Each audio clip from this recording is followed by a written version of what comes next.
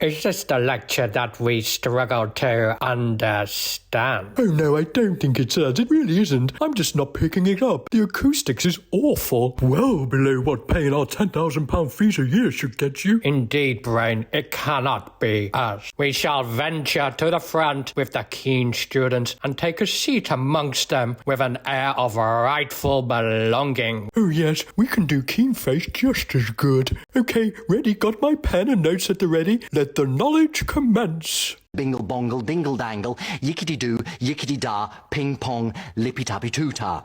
Brain, are you interpreting this properly? That's what it's coming out as. Maybe it is not the acoustics. Okay, well, I can't activate snoozy mode as we are sat directly in front of the lecturer. Then there is only one thing to do, Brain. Activate intelligent knowing not mode.